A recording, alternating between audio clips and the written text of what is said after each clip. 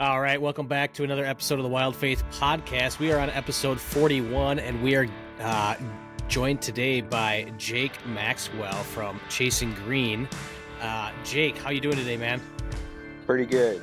Glad to be here. Always excited to talk ducks, and just always excited to talk to fellow outdoorsmen. So, see, I told you my phone was balancing. It fell over. For the audience, I'm in man. Love it. For the audience, I'm in this crazy situation here. I ragtag this stuff together to make this work. So I'm in a basement somewhere in the Midwest, just trying the best I can. So bear with me. Yeah, we appreciate you, man, hopping on, and like you said, we love talking hunting, and we love talking faith, and we've had a couple guests on now that have name dropped you. Jordan with Duck Gun Chronicles, and then Elliot with North American Waterfowler, saying that you'd be quite the guy to have on and talk those two things with. So just kind of give the listeners here just kind of a quick introduction to you and Chasing Green. Right. So my name's Jake. I'm originally from Arkansas, but now I kind of travel all over chasing mainly ducks. The name of my channel is Chasing Green, so I'm pretty much strictly about mallards, if I can be. Right now, we're not able to be so picky. It's been kind of a tough few weeks for us.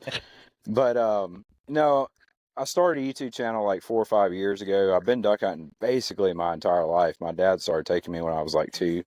If you've ever been to Arkansas, you would understand that the culture there surrounding duck hunting is just insane. I've never seen anywhere like it. So many people duck hunt, and they just get started at such a young age. Like the first gift I ever got, when I was 1 year old, was a duck call. So I've basically been Love it in the world my whole life. So I started a YouTube channel about 4 or 5 years ago, just kind of filming our hunts, and I really recently have started diving more into the teaching side of things, like tips, just kind of sharing the knowledge that myself and my friends have learned over the years. No, that's awesome. I was checking out your pages today, and I saw you have is it how new is your duck hunting course?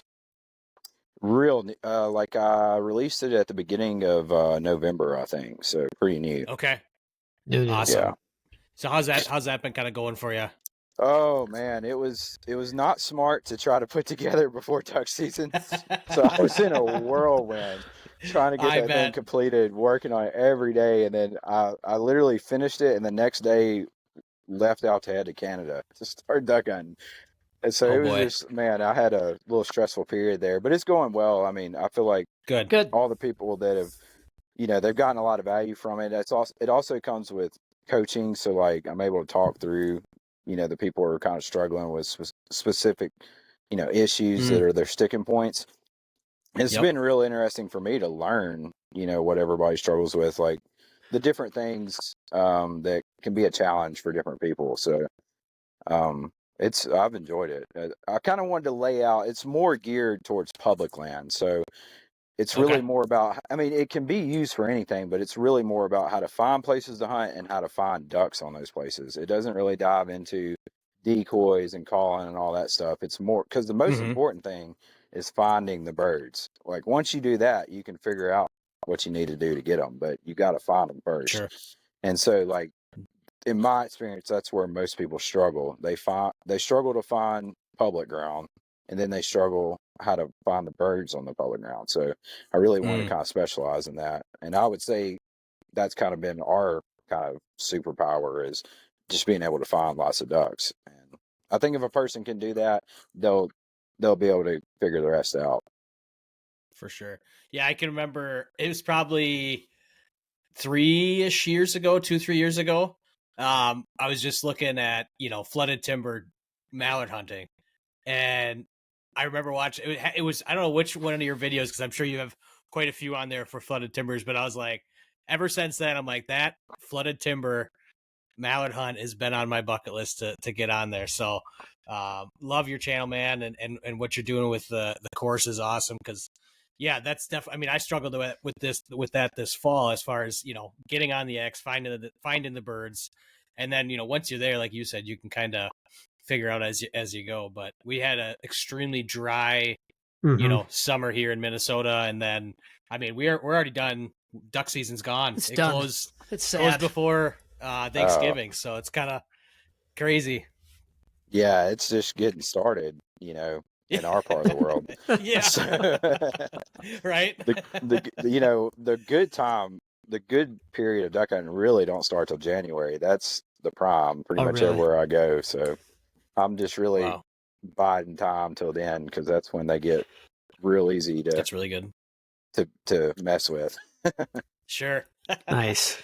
Love that. So you kind of mentioned earlier, having your first gift be a duck call one. You were going out with your dad when you were 2. What did that kind of look like as you kind of got older too, into, middle school, high school, and then now, where you're at now, kind of take us through that journey of what it kind of duck hunting means to you and your family. Right. Well, I was blessed to have a dad that took me every time he went. It wasn't a burden for him or anything, like I've seen it be for other dads. That duck hunting's kind of their time to get away from the family and go, have relaxed time. Thankfully, my dad took me, which, I was certainly challenging at times. So kudos to him. But no, he was a very hardcore duck hunter. He duck hunted 40, 50 days a season out of a 60-day season. So I got a lot of opportunity early. And just as I got older, I just continued to go with him, and then kind of started branching out on my own, when I started getting 14, 15, and kind of started getting my own friends. And that monster just grew and grew. And it started just kind of branching out locally, and then all over the state. And then, last season I hit like 6 different states, including Canada. So it just turned into, maybe a little much, honestly, in some people's eyes, but it's been fun nonetheless. So it's been a lifelong pursuit for me, and it's one of those things that really never gets old, thankfully. Love that. It gets better every year. What is like your earliest memory of being out in the duck blind with your dad? It was like some of my earliest memories, period, are of duck hunting. Yeah. And the one I can think of is, I don't know how old I was exactly, maybe 2 or 3, but my mom was along for this one as well. And oh boy, that sounds fun. Yeah, my dad had like given me his favorite call just to mess with, and I dropped it in the water. So I just remember us spending 30 minutes filling around in the water to find it, and thankfully we eventually did. Good deal. Yeah. I don't know if I could have been as patient as he was in some of those times, So thankfully he was, though. And then, so with you starting Chasing Green, what was kind of like the catalyst that kind of made you want to do that? Honestly, in the beginning, it was just growing up watching hunting videos like Primo's, Duck Commander, all that stuff. It was huge for me growing up. And I just thought it was really cool to film waterfowl hunts. I really didn't have a specific reason why. It was kind of the next level of it. Like, if you're going to do it at the highest level, now you need to get it on video. It was, part of it was wanting to have that memory captured. Because pictures are nice, but videos are just, 1,000 times better. Oh, yeah. And that's kind of what started it. I didn't really have a specific reason other than that. I just always wanted to do it. But it morphed into, as things we do so often, they'll morph into something else. And it morphed into more of a teaching thing. I realized, there's just so many people. I had no idea growing up in Arkansas that people do this, but in other places, a lot of people start without a mentor. They just get into hunting. They really don't know what they're doing or even where to begin. One of my buddies, Golden Boy Aiden, he didn't really have a mentor, and he didn't even know you needed to put weights on the decoys. So he just put decoys out the first time, and he's like chasing them down in the wind. Why won't they stay? And so I'm kind of learning this, that that people get into it different ways. And this isn't just kids either. I have 70-year-olds that just decide to get into it. But, I started getting more and more of those messages because I kind of would just naturally share stuff that I learned, and it just was having an impact. So I kind of just leaned into that more and more. And now that's really the main purpose, other than sharing the gospel, of course. That's a big thing. It's a platform that I'm probably not going to get in any other way.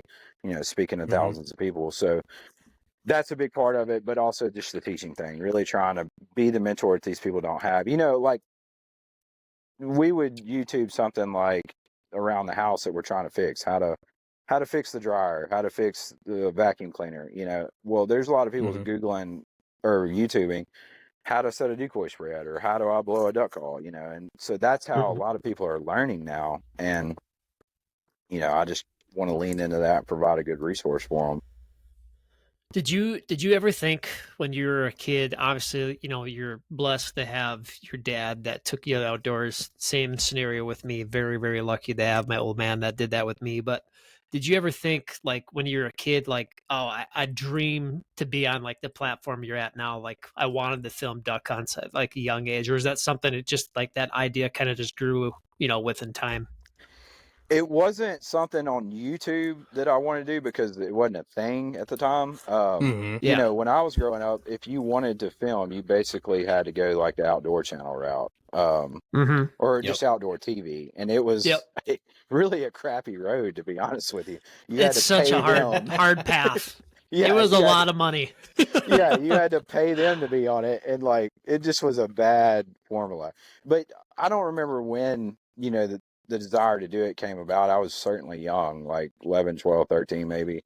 And I had another friend that was kind of both of our dreams. And when YouTube came along, we kind of seen what was happening. We were like, oh, this is perfect. Now anybody can do it, and so we jumped on it. And Do honestly, you, I do wish we had been a little earlier, but Yeah. that's Right. that's always the thing. That's like the same thing with like us in the podcast. Like we did a different show called Backyard Pursuits back in like 2011, I think it was, and like we went the whole outdoor TV route, and it was just as high school kids, it's like way yeah. too not realistic whatsoever. But what was your first camera that you had? This is kind of off the beat, but I'm kind of a camera nerd, so I'm just curious like what you guys started filming with. Just some like cheap Canon. I don't even remember can't even remember the name of it. Vixia maybe. It Okay. was Okay. it was like a $200 camera or something like that. I just love the concept though, because coming from someone who we grew up. I didn't grow up with waterfall stuff, but grew up filming turkey hunting and deer hunting and stuff. But the idea of taking like like now we have thousands and thousands of dollars in camera equipment, but taking it out into the marsh, into the water, and potentially dropping one is just terrifying. Yeah, it is. It's very, especially when like you only have enough to get one. So Yeah. a lot's riding on it. Yep. But no, it was certainly terrifying, and I mean I had no experience in the film background, so that Well, was kind of that's a whole nother thing too. That's like something you just took a faith, a leap of faith on, just to kind of figure out and learn how to do it. right, yeah, or just pure stupidity, one or the other. I'm not real sure Healthy which. mix. But yeah, it was a lot of skills, we kind of had to pick up along the way, and I mean, it's been a fun journey for sure. I'm glad I went down that Yeah. road. What's been the most rewarding for you with Jason Green? Oh man, that's hard to say. I mean, one is definitely the relationships. Just most of my good friends I met through it. I mean, I'll be on a hunt sometimes and there'll be six of us there and all of us met through like, you know, YouTube, Instagram, whatever. And which Sure. is crazy to me. I would have never imagined that before. But also, of course, sharing the gospel, when that's having an impact. Mhm. I mean, that kind of trumps everything.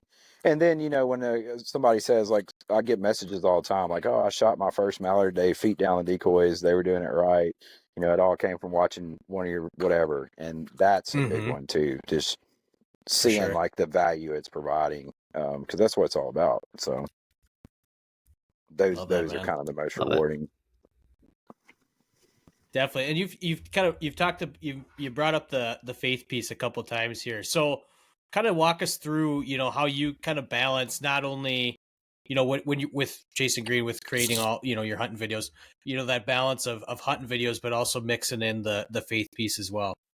Right. Well, I started out like starting all the videos with a Bible verse. I had like this Okay. intro that would like transition into a Bible verse, and then so that was very much in your face. This is what this is, like Yeah. just punch them right in the mouth with the word. That was kind of what I was doing. And it was cool, but then I kind of backed off of it and just kind of naturally would bring it up. But I'm always praying over that, and it's kind of a hard balance to know, how much to do as far as, there's that balance of too much or too little. And so I kind of just hope God's guiding me in that as far as, what strategies to use to get the word out there and how to have an impact. But I'm always open for trying different things. But I think it's just, if you have the desire to do it, God to kind of lead that. So that's what I try to do, is have a desire for it and just try to put it in wherever I can fit it in and wherever it naturally goes. So, that's, I definitely feel if you, any walk of life really, but especially when you got a platform, if you're a believer, you should be trying to use that, be a good steward of that pretty much. So for sure. that's what I try to do. It's not always easy by any means, but, it's definitely probably, I probably couldn't have achieved reaching more people any other way. So I try to use it the best I can. And I know we're kind of bopping around here for probably what we originally had outlined, but this is the fun part of it, though. But do you feel like you've had, you talked about it a little bit, about you've had a chance to meet people that you probably would have never been able to meet because of your platform. Do you think, have you had moments that you've been out in the marsh or wherever it is, if you're in the timber or just out hunting, that you had a chance to like express your faith or share your faith with other people, maybe that were, non-receptive to it, or you're open up that concept or kind of that can of worms, or, spark that idea for somebody, or Oh share that out yeah, in the field?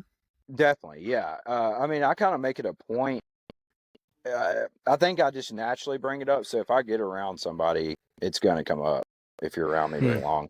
And I think I put it out there so much, people know, like, especially if it's somebody who's watched the channel and then they meet me out there and we hunt together, like, it's usually a known thing. So yeah, I mean, a lot of the guys we hunt with now, we kind of, I came from, like, I guess, a more wild background. I was not saved, till I was older. So my old hunt group, we were much more just, typical, Yeah. I guess you could say. And I've kind of reworked that to include mostly believers now. So it's awesome when we take somebody new, it's not just me, it's like 3 or 4 of us who are all on the same page. So it's gonna come up between, if you got one guy's maybe not a believer and you got 3 or 4 that are strong, like, well, he's for sure about to hear some gospel at some point throughout the morning. Love it. So I like that. I really enjoy it, because forever, I was kind of had my feet in both worlds, and I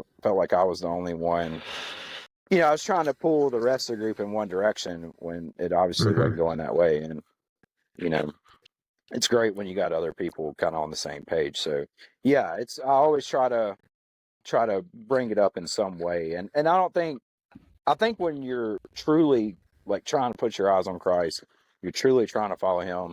It's not like something you're, like, strategizing about, or you're like, oh, this is a moment in the conversation I'm going to do. I think the Holy Spirit just, like, lead you to that, if that makes sense. It's not like I think about it, or Absolutely. I have these goals I got to hit with this guy today. It's just like something could come up in conversation to kind of, even if it's just like drawing a line in the sand on things you believe, sometimes that starts the conversation. It could be anything, but I think kind of God will lead you in that, and you just got to be open to it, if that makes sense, and have a heart for it, have a desire to, share Christ, and, try to point these people in the way you're headed. So. Yeah. And I mean, obviously, this, but what better way to do that than do it out, in God's own country. And that's kind of, the basis behind, why we wanted to start this podcast, is to be able to have conversations like this with guys like you, Jake, and just be able to, spread the word of God and connect, because there is no greater, spot on earth, I believe, than being out in the outdoors with, friends, and just being able to not only just be out in the country, in God's country, but be able to connect with each other. And like you said, have those conversations that, you don't have okay, I need to hit A, B, C, and D. It just comes up, and it's kind of fun how the most random times when you're not expecting it at all for it to come out, and it does. And it's like, you kind of just take those little minutes in your life and just kind of take a step back and just be like, okay, he's watching, he's looking out for us. And, it's kind of beautiful to have those times, but yeah, it's easy to have conversations when you're just sitting there for like 5 or 6 hours. You really got them in. So, that helps. Yeah, so you're going to talk about right? a lot through that time. Yeah. So, are you always hunting with a group? You just say, or do you find times that you get out just yourself? I hate solo hunting, honestly. I mean, I'll do Okay. it, but I just don't prefer it. So I try to, always have people. And that's kind of a constant problem. I'm always recruiting, always trying to find new group members. Because, like, the older you get, they just start dropping like flies. Oh, job responsibility, kids. Yeah. It's like, kids, yeah. It's hard to maintain solid group members, especially duck hunting. It's so strenuous and just money intensive. So it's, I'm always looking for new people. But yeah, I prefer to have a nice sized group because on public, or really anytime, I think it's the most effective. We like to for run sure 3 to 4 callers. You can run 3 to 4 times more decoys than you can by yourself. It's just, the most, it's not only the way I prefer it, to me, it's the most effective way. So, like, I always have to hunt different if I'm solo. I have to be much more on the X. I can't just go set up under a flight line, when there's 4 of us just blaring at them with 150 decoys. It's just a much different strategy. So kind of going off of that, like, outside of everybody shooting their limit, like, what goes into like a perfect hunt for you? Like, where you're just like, you're looking at your buddies and you're like, yeah, that was awesome. Oh yeah. Like, what is that? I know exactly what it is. It's when you are just letting the duck call sing, and you're just calling. That's my favorite. Like, calling is my favorite aspect. So when you got to talk them all the way down to the water, like, and you're making them do what they don't want to do, like, they wouldn't land where you are if you wasn't there. Like, you're completely running traffic. That's my favorite. And that's a lot of what we do. And, some, like my buddy Aiden, Golden Boy, he hunts with Elliot from Freelance Duck Hunting sometimes. He's just like me. So, like, we really have to watch ourselves and calm ourselves down on some days because the ducks don't always want that. So we're both like, we really have to, step it down a lot of times. And thankfully we've got other people that are able to say, hey, let's back it down a little bit today. We're just over there hell calling the whole time. But yeah, that's my favorite, when you're making a duck do what he probably wouldn't do if you wasn't there. Love that. So what, I know we don't want to talk spots here, but what is a typical season look like for you as far as waterfowl goes? When do you, it probably never really starts and stops just because of, how much goes into it, but what is that, you just said last year you did six states, including Canada. What's that time frame look like for you? Well, it's kind of evolved every year. The past 2 years, we've started in Canada in October. And then after that, for me, it's just about trying to go where we think that they are based on weather and stuff like that. So there's always a couple places I plan that I want to hit just because maybe it's a unique new experience or something. But the rest of it, I try to just totally play by ear and go where we think they are. And right now, that's not working out too well. I had my best season ever last year. We smoked them. It was all the right time, and everywhere we went was perfect time, and the ducks were like at peak populations every time. This year we had a good time in Canada, but like the past 6 days we've shot 5 ducks, and so it's just been and that's hunting them hard all day long. Like, it's been a disaster. So it can, it's there's no set formula for duck hunting. It's an art. It's not a science. You can't say A plus B equals C. It's just never like that. So, you're always learning, and we've learned a lot in the past few days. We've learned where not to be. I know just from watching your YouTube channel, you love the fish, you love the turkey hunt. Is there? I mean, are you like a deer hunter too? Are you like anything else outside of Ye- waterfowl hunting? Yeah, I like to do pretty much everything. Okay. Deer hunting is kind of my chill time. I can just go out Okay. there, and that's when I like to do my Mhm. solo stuff. I can just go out there and kind Nice. of just spend time with God and Yeah. put meat in the freezer. I mean, I'm not serious about it. I'm not trying to shoot a 170. I would. Don't get me wrong. Yeah. It's not something I'm chasing. I'm really just out there relaxing and trying to shoot a couple does. So, For but sure. yeah, I love turkey hunting, but I tend to get just like I do on ducks about turkeys, way too intense Yeah. on it. So it's not chill by any means. I could travel for turkey hunting just like I do duck hunting. I love, Oh yeah. it's the same chess match. It's the same Yeah. game Yeah. in a lot of ways. So, um, yeah. So duck hunting's more.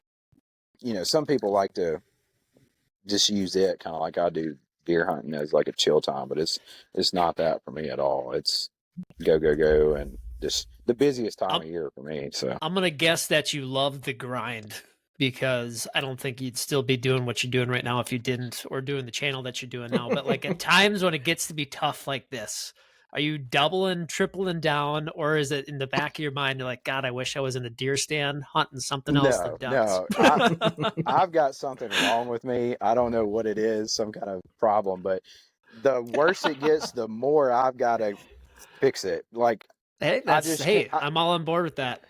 I can't be beat. Like I don't want to leave like that. Like I've got to get redemption and figure them out. And Mm-hmm. I'll just keep going more and more and more, and like that. Just it's really a bad habit though, because when you get on a run like we're on now, you're just exhausted by the end of it because you're just scouting Mhm. all day and it's not working out, and you Mm-hmm. just it can be a bad deal. But no, I've got to get on them. I can never get enough of it, honestly. It's just like whether we're killing them or not, I just want more and more and more of the ducks. So No, um, I love it. yeah, I honestly duck hunting's easier now for me than it used to be. When we were in college and stuff, I mean, we duck hunted all 60 days every day, waking up at 2:30 and going to bed at 11. I averaged 4 or 5 hours sleep all duck season, so it's a lot It's easier now. crazy. Like, so I can, I kind of feel like I'm on easy street, you know, doing what we do now. Nice. What do you got? You said your season really kind of kicks off like mid January. So what are some goals for this season or for the season? Well, season lasts from October till the end of January, but it really gets good in January. So Okay. that's when you can really take advantage of like ice and stuff like that. Like they're going to be Oh really sure. concentrated on these more predictable patterns, I guess you could say. It's kind of hit or miss though. If you don't get on the right thing, January can be really tough, but it always tends to be the most consistent time for us. So December is normally good too, but you kind of have your Mhm. peak numbers and they're kind of at where they're going to be in January. So when you get on a big concentration of them, it's normally lights out. But yeah, we've got a few things that we always plan for, like whether it be like a late zone or like a late season opener. Some states do that Mm-hmm. when we always try to target those, but other than that, it's always trying to play off weather patterns. Like if there's a nasty cold front coming, we'll try to be where we need to be for that, or snow coming. The nastiest, windiest days are always the best. So what's the worst part of it's what we've had recently, which has been mild and calm. No wind, Mm. hot. It's just almost impossible to deal with stale ducks in those conditions. So you're just waiting at that point for some kind of weather change. But yeah, that's kind of our duck season, man, is just trying to take advantage of put things in our favor that we can. That's what you Yep. have to do on public. You need pattern shakers. And so we're always For trying sure. to find those. And sometimes they're just not there. And that's kind of what we're going through now. And it, just kind of going off that a little bit too. It sounds like a lot of the stuff, you're just talking about chasing fronts and stuff like that too. Are you going off of like historical data too, just based off of like old hunts that you've had, like, previous knowledge of, hey, we've had this weather pattern that came through before, and we're in the southeast, and we're gonna go sit here, something like that. Man, sometimes, but it depends on where you are, I've learned. Hmm.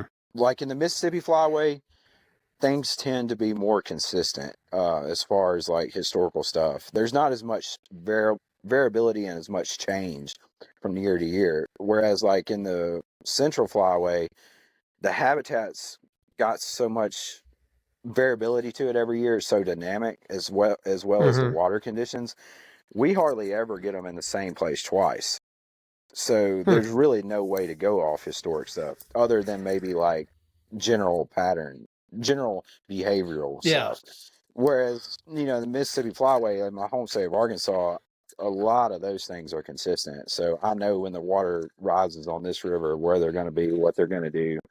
That's just not the case, in the Midwest as much. It's a lot harder. I try to look at it from fresh eyes every time.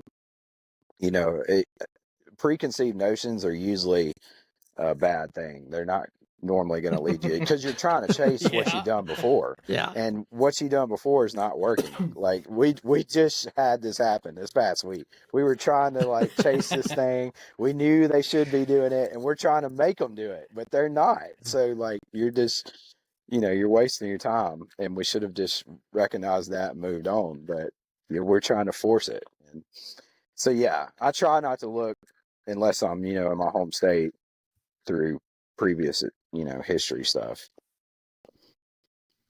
Nice. What we always have a fun section here before we close up. But what's that number one piece of advice you'd give a guy who's just looking to get into duck hunting for the first time? Number one, I would say the number one thing that'll make someone a better hunter is to get a good network. Like even before I started chasing green, I had a large network. I was trying to talk to as many people as possible. And now I have a huge network.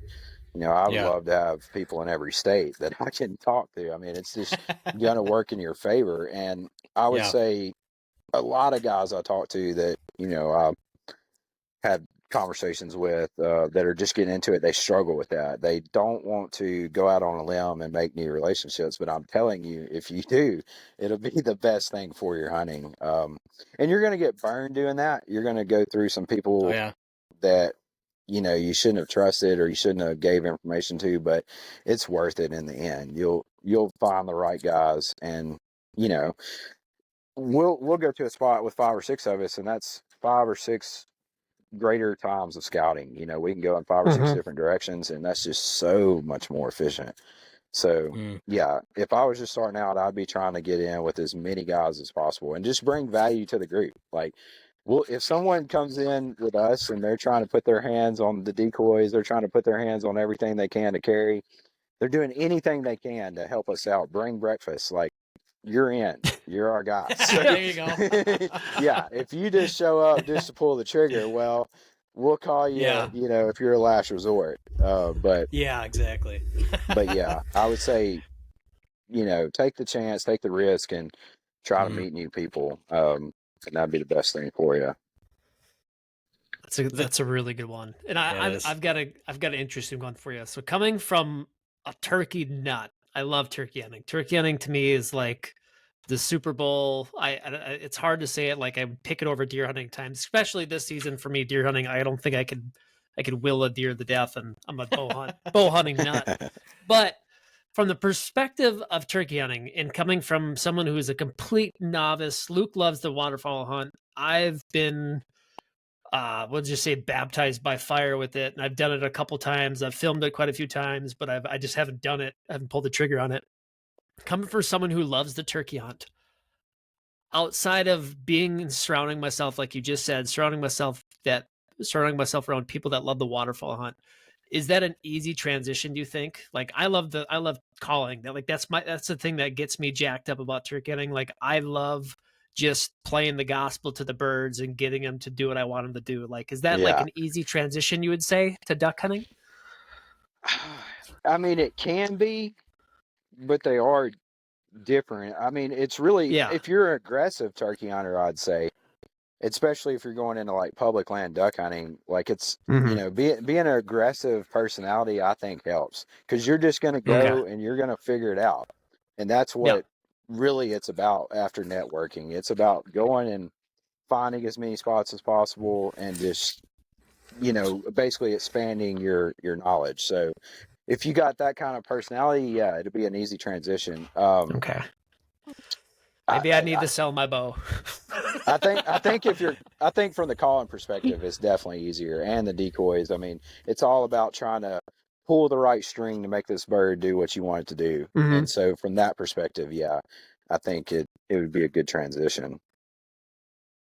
Love it. Nice. Yeah, yeah. I know. So with There's only two things that really get me going, though: is a mallard hen lighting up and a turkey gobbling.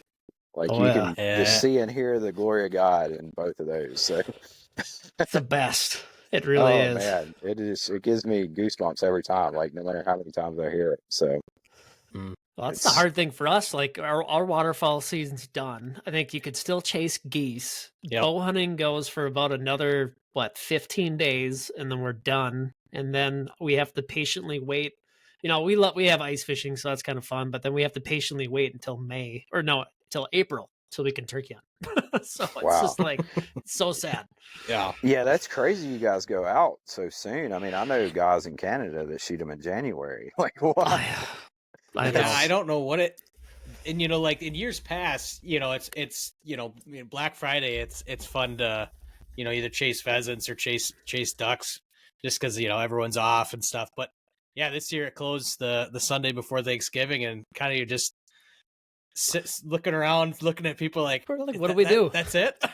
Yeah. You I think I would have to travel in that situation. And that's one For thing I sure. like about my area or the places I hunt. You get so long, like including Mm. kill season, you can go from September to almost February pretty much. So it's just Wow. a very long stretch, which I like. So Definitely. For sure. yeah. Well, I got a couple just quick fire fun questions to close this out here, and then we'll let you get out of here, Jake. But what is your go-to early morning gas station food and drink? Oh man. Coffee on the drink. Yeah. Let's go sausage biscuit on the food. Ooh. Classic. Follow-up hard to question. beat. Follow-up question for that is, what's your go-to food in the duck blind? Do you guys cook out in the public lands or? Oh no, we're barely getting ourselves out there, much less any excess gear. Love it. Yeah, snack in the blind. I'm not a big snacker, man. Honestly, I usually just like make a sandwich, like a PB&J or something, and that usually get me enough energy to get out of there. So. There you go. What's your favorite gas station down there then? Or your favorite gas station in general on the road? Because it varies so much, and Casey's? Yeah, Casey's, yeah.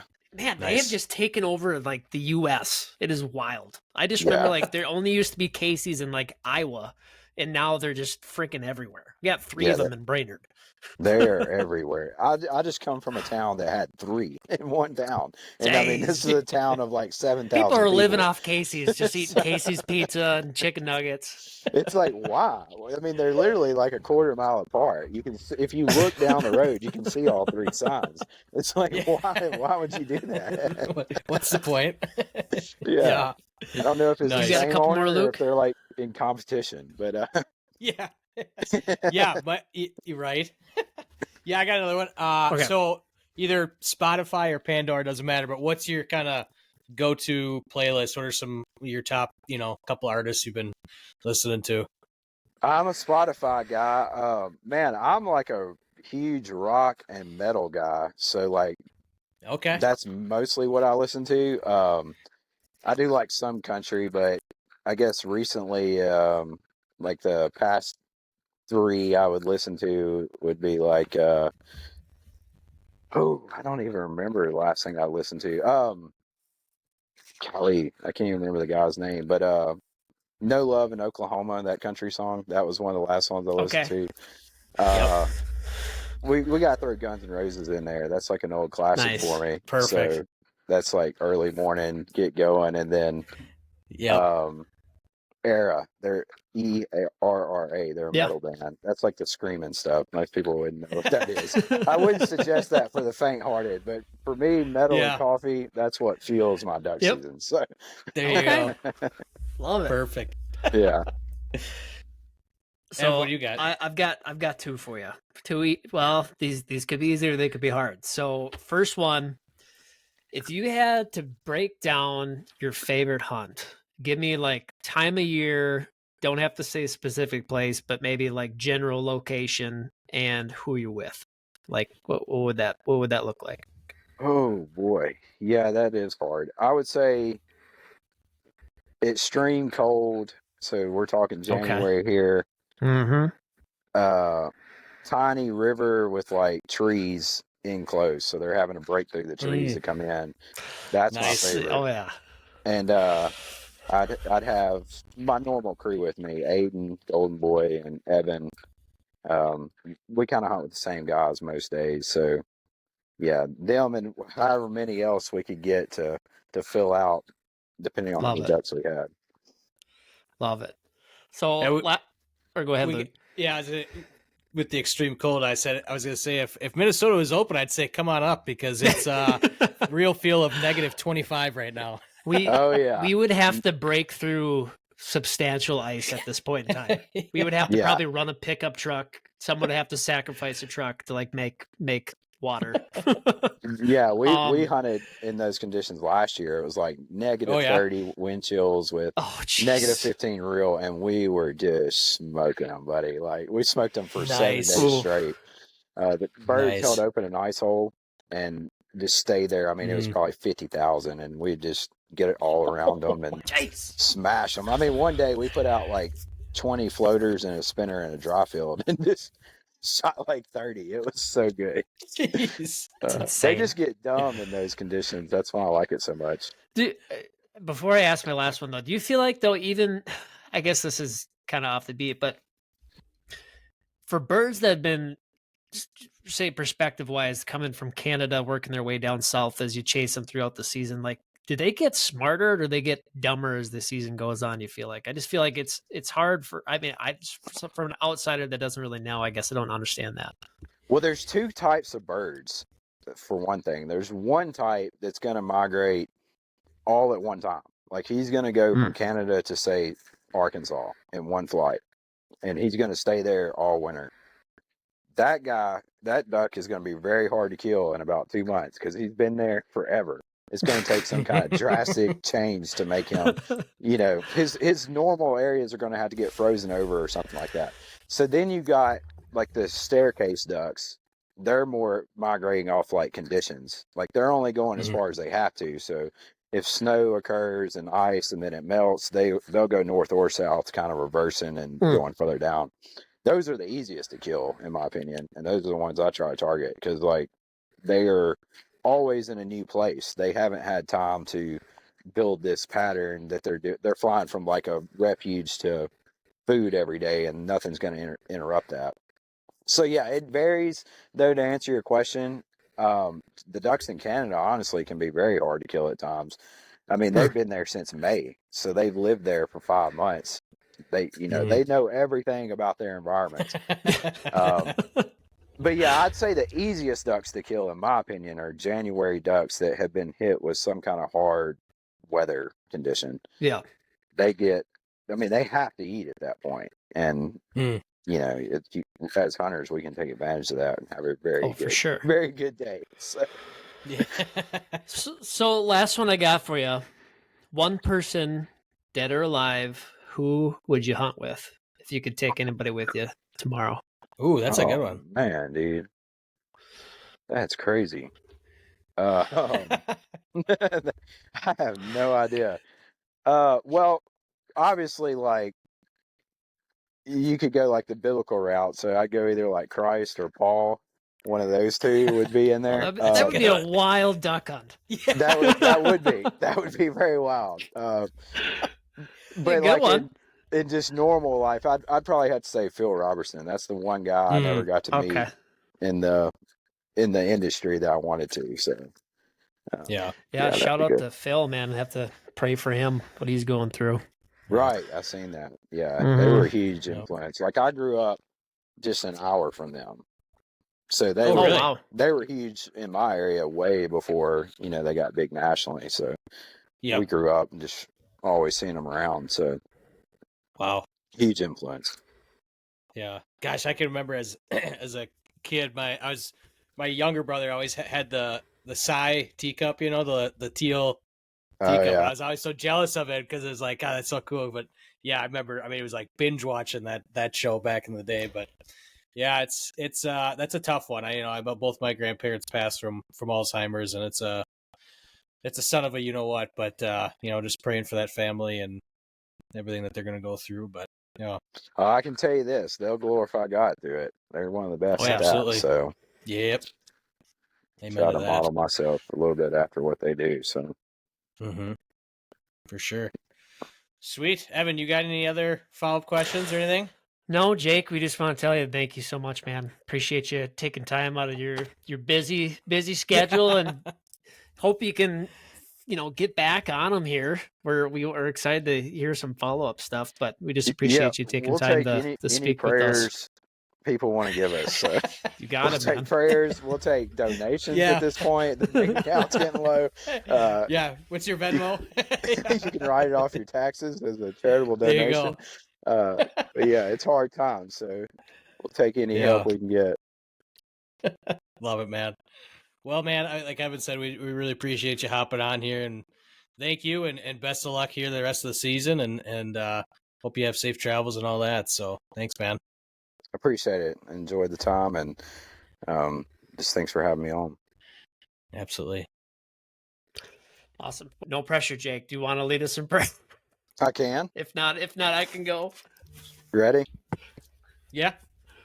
Our Father, thank you for just blessing us to come together and bless us with technology just to get your word out there. I pray that you bless this podcast and all of our media that we do just to glorify your name.